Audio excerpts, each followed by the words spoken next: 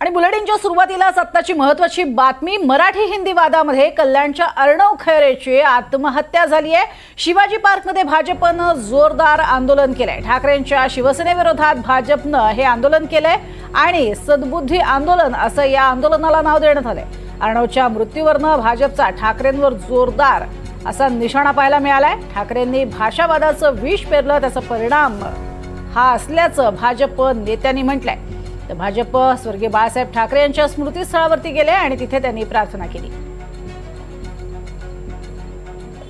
अर्णव खैरे नावाचा 19 वर्षाचा मराठी युवक याला रेल्वेमध्ये मारहाण झाली आणि त्या मारहाणीमुळे त्याची मनस्थिती खच्ची झाली आणि त्यामुळे त्याने घरी जाऊन आत्महत्या केली। कुठेतरी भाषा प्रांत याच्या आधारावरती समाजामध्ये तेढ निर्माण करण्याचं राजकारण काही राजकीय व्यक्ती आणि काही राजकीय पक्ष करत आहेत। स्वतःचं संपलेलं राजकारण पुन्हा एकदा जिवंत करण्याकरता प्रक्षोभक अशा प्रकारची विधानं करत आहेत। लोकांची माथी भडकवण्याचा एक केविलवाणा प्रयत्न ते करत आहेत आणि याचाच एक परिणाम असा झालेला आहे की रेल्वेमध्ये अशा प्रकारची घटना होऊन मराठी तरुणाला आपला जीव गमवावा लागलेला आहे।